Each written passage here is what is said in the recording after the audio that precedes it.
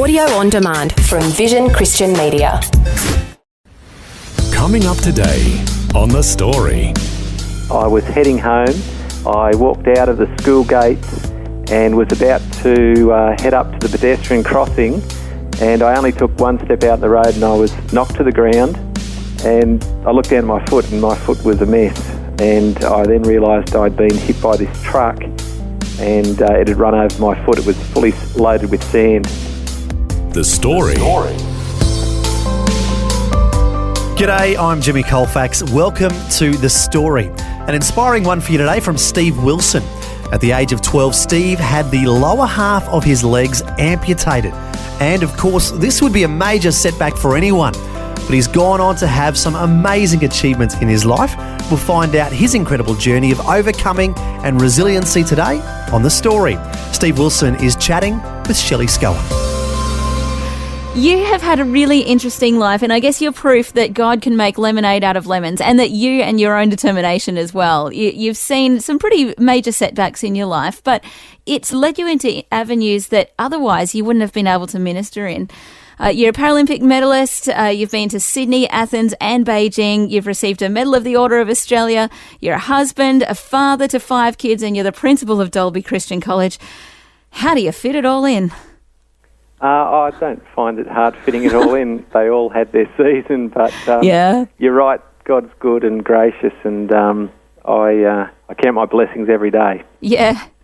I guess your life has seen some fairly big curveballs thrown, but let's go back to your early life. What were your hopes and your dreams for the future when you were a kid? I don't know that I had great hopes and dreams. I had a great upbringing, and I look back with fondness on all of my childhood. It was just I was in a really stable Christian home, and had lots of opportunities, and so in terms of looking to the future, I don't know that I've ever been somebody that looks too far ahead. When I'm older and people say, where do you want to be? I'm very much more, I'll hopefully be where God wants me to be, and I want to be responsive to that. So I've never really held out big dreams. So even in terms of sport and where I ended up, I loved sport as a child, but I don't know that I ever thought about an end goal in sport. I think I always tried to do my best wherever I was, but no real definite dreams.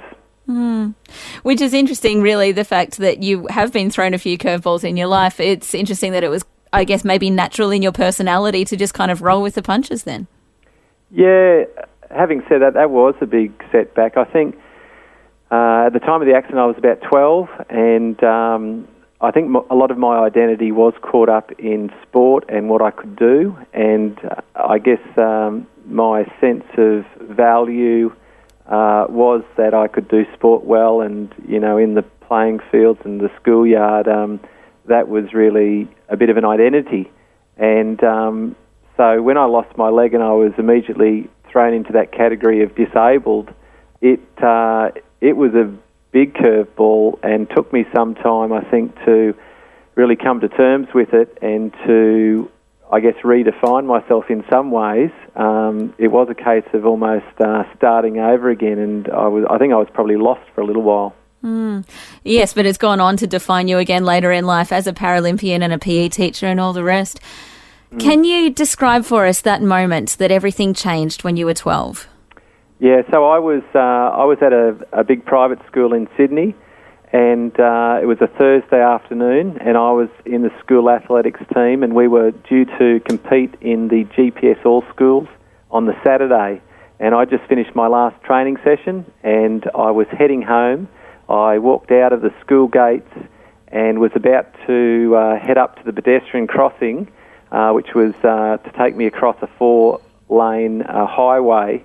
And the little red man on the pedestrian crossing started to flash when I was still 30 metres from that crossing. And I made one of those split-second decisions to cross, knowing that I wouldn't get up there in time to cross at the lights. And I was keen to get over because I had to catch a train, which I was late for. And I only took one step out in the road and I was knocked to the ground. And at that point I thought I must have been pushed over by an older boy. I was only a little Year 7, first year of high school. And so I went to gather myself and get up and go again, but I couldn't. And it was at that point that I looked down at my foot. Actually, I looked next to me as I lay on the ground. I saw a leather school shoe ripped in two. And I don't want to be gory, but I saw what I thought were plastic toes next to that. And I thought, that's a bit odd. And I looked down at my foot, and my foot was a mess. And I then realised I'd been hit by this truck, and it had run over my foot. It was fully loaded with sand. So I was rushed off to RPA, and later that night they'd collected all the pieces and were hoping to see if they could do anything with it. But later that night, they, in the operating theatre, they made the decision to amputate, and so I lost my leg mid-shin. And so I woke up in a hospital room all by myself with just my mother and father after all the multitudes of doctors and nurses previous to going into theatre, and they had the job of telling me that I'd lost my leg, which I couldn't believe initially. But I poked a look in under there, and sure enough, there was only one foot poking back at me, and that's a really odd experience to see that a body part's missing for the first time, and you just hit with a permanency, and so that took some shock and getting over that night. And I think there is that period of grief and mourning for your lost body part, isn't there? Yeah, absolutely. I'd been fairly accident prone, and my father's a doctor, and so I'd go and get stitched up and broken bones mended. So I was kind of used to medical procedures, but this one I knew, and even going into the hospital, I didn't think I was going to lose a leg. I just had that sense that, you get fixed. And when I saw the absence of a foot, I was smart enough to know, well, that ain't getting fixed. Yeah. You're a father now to 5 kids. You just said about your parents having the task of telling you that you'd lost your foot. Do you feel for your parents now? What would it be like for you as a father if you had to tell your own kids something like that? Yeah, I'm a bit of a softie, so I'd probably be a blubbering mess. Yeah. But my dad was very used to being a doctor himself. He didn't want to tell me. He said, "Have a good night's sleep, and we'll talk about it in the morning." And I kept pestering him and said, "Come on, what's going on?" So, you can't run from the truth. Yeah. Yeah. So I guess that there is that period of mourning and I guess just recognising that you have not only lost a body part, but I guess everything that it symbolises, like the ability to walk in the short term and what it means for the rest of your life. At what point did you go, you know what, I'm going to get up and I'm going to walk and I'm going to run and I'm going to go out and do all of these things? I don't really recall a particular point. Well, I remember a time in my rehabilitation where I got really frustrated and angry. I think part of it was absolute ignorance. I didn't know what it meant to be an amputee. And initially I thought, I'm going to have to learn to read. Because I thought, I'm going to be in a wheelchair or something. I just didn't know. And then I remember they made this plaster cast with a pole on the end, with a foot on the end of that, just a really crude leg, which I wasn't to put any weight on, but I could get used to the idea of having something off my stump, and I'd get around on crutches. And by this time I was back home, but I remember just getting really angry at being restrained by all of this and throwing the crutches and just walking on it and putting weight on it. And I think that was probably an indication that I was not going to take sitting down easy.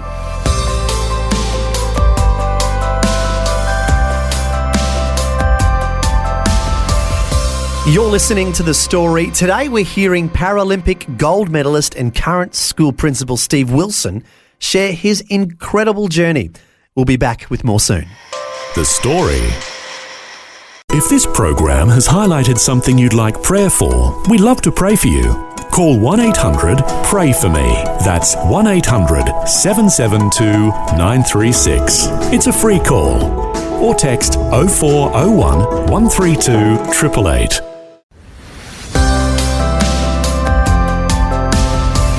Hi, I'm Jimmy Colfax, and this is The Story. We're continuing with Shelley Scowen's conversation with Paralympian, gold medalist, and current school principal Steve Wilson.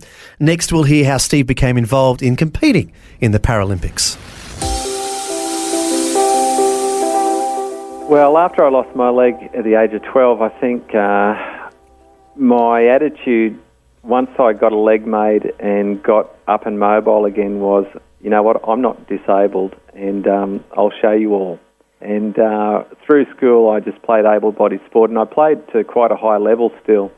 And so I really felt fairly whole. People would be surprised at what I could do, and so I never felt disabled once I got up and going again. So the idea of actually being involved in disabled sport to me was quite a backward step. And for that reason, I never looked for it, never pursued it. In fact, I knew nothing of it. And this continued until I was probably the age of about 25. And I, by chance, was reading the paper and saw that the 1996 Atlanta Paralympic Game trials were being held in Sydney. And so I thought, I might go along and see what they're like. So I went along to the track and saw guys like myself for the first time racing. And the winner ran about 12 seconds. And I thought, these guys aren't just having therapy. They're actually good athletes, and being the competitive type person, I thought I could do that, and I want to have a crack at that. And so, at the ripe old age of 25, I went off to my prosthetist and said, listen, can you make me a running leg? And so that's where it all started. I read a quote from you that says, I'm probably realistic enough to say I wouldn't be sprinting for my country if I hadn't lost my leg. And I guess that is part of it. You know, if you hadn't have lost your leg, then you wouldn't have ended up in that position that you were. You know, walking out into the arena in Sydney must have been a pretty incredible feeling. Yeah, absolutely. We in the Paralympics, I guess we used to talk about big fish in small ponds. So, I was always fairly grounded in terms of that.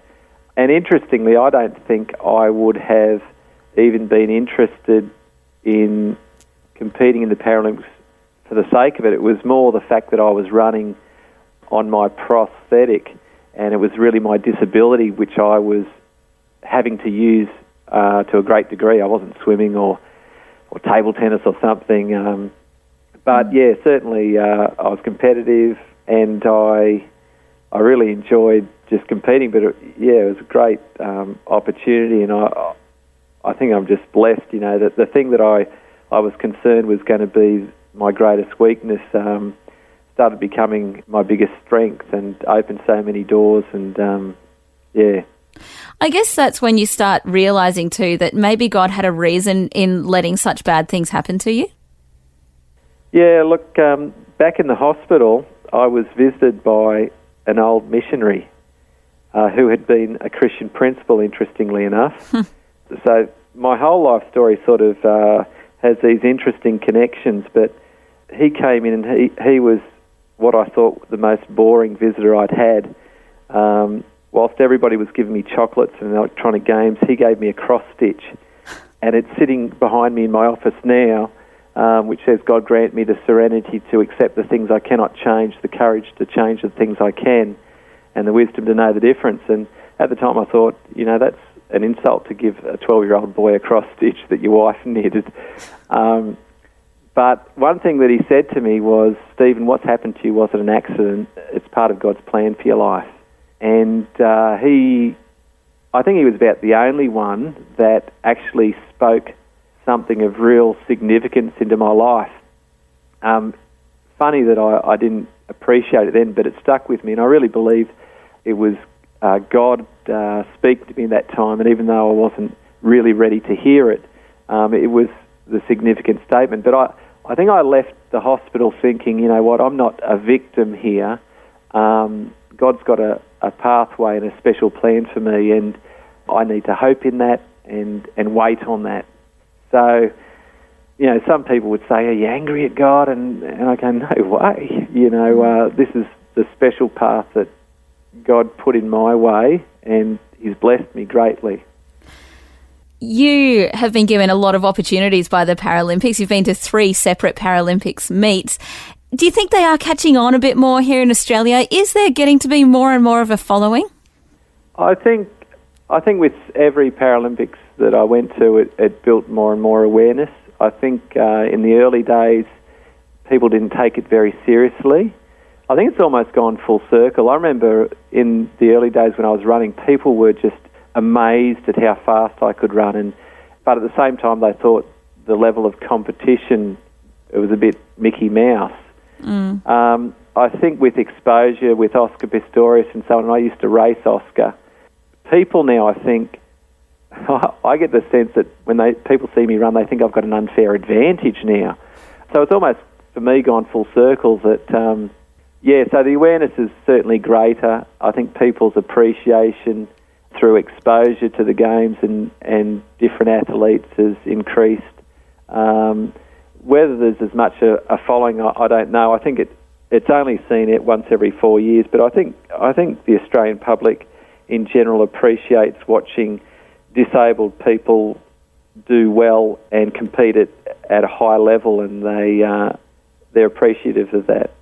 One of the things I love about the Paralympics is the underlying pro-life theme, where you have the likes of yourself that have sustained an injury through trauma, but then you also have those that have been born with a disability as well, and they're the ones that are out there still achieving some massive things. And it almost seems a bit counterintuitive in a lot of the commentaries and things around where people are saying, look at these amazing things that these Paralympians are achieving despite some of their physical disabilities, which I think is great, and rightfully so. They should be saying things like that. But then on the other hand, society is just coming out and saying, you know, if your baby has a problem, then you should abort it. So I think it's really great that we have the likes of the Paralympics that are really celebrating the great things that people with disabilities can still do. Yeah, absolutely. I think when you look at disability, sometimes we define it in very set ways, and certainly Paralympics does that. It categorises everybody, but the reality is that God's made us all unique, and we've all got different disabilities. Some are physical, some are not, but no one is lesser because of their weaknesses, and some have more hurdles to overcome. So, I think Paralympics is probably a good message in that despite whatever weaknesses you have, you can get in and make the most of things. Haven't actually mentioned this, but you have won 2 gold, 1 silver and 2 bronze. Is that correct? Yeah, that's right. That is no mean feat. It's absolutely amazing. You've also received a Medal of the Order of Australia as well. But these days, you've turned your focus to the next generation. Why are you passionate about teaching kids? Where did it start? It actually started through my love of sport. When I was running, I thought I should do this sport thing more often and make it a bit more of my life. And I was giving talks in schools on road safety, and I really enjoyed being able to speak into people's lives and talking about my accident. And I thought PE teaching, that gives me an opportunity to speak to kids and to be part of their lives and also to be involved in sport. So that's how I got into PE teaching. From getting into PE teaching, I always thought I'd get into some elite school, the type of school that I'd been to, all about sport. But God had other plans. He directed me into Christian education. And once I got into Christian education and started understanding what it was about, I became very passionate about kids and the great power of education. And so I really enjoyed being a PE teacher, and then the opportunity to be a principal of a Christian school came along, and so that opened up, and I took that, and I just feel blessed that I've got so much purpose in my life. In fact, one of the things I struggled with as a Christian athlete was actually coming to terms with, what's this about? Why am I doing this? What's the purpose? You know, it takes so much time, so much effort for what? I don't have those troubles anymore.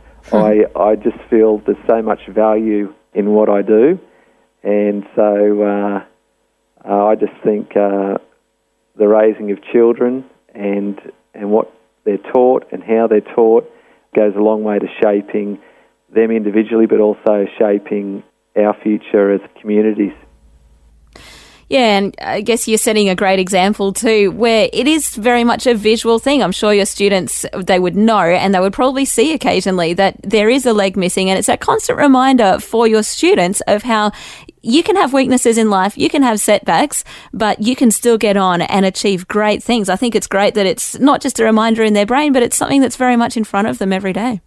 Yeah, I think certainly as a PE teacher, I was obviously wearing shorts all the time, and I'd be running around, and they really didn't have many excuses when it came to PE because, he was a one-leg guy doing everything. So, it's certainly advantageous. And for the little kids, they're fascinated with the story and the leg, and used to take my leg off and wave my stump around, and they just thought it was so cool. So it was a real icebreaker with young people. Yeah, and great to reduce that whole stigma of disability as well, and educate them that, things happen to people and it's all right, you can move on. Yeah.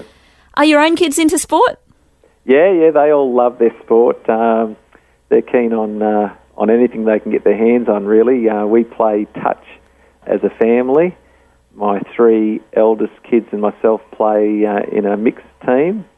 They love cricket and running and so on, so yeah. Very much a family event and a family love that you can spend great time doing together.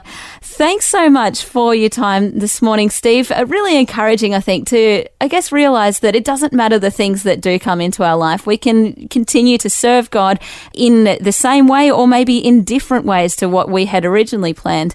And God opens up new spheres and new avenues for us. Thanks so much for your time this morning, Steve. It's been really encouraging.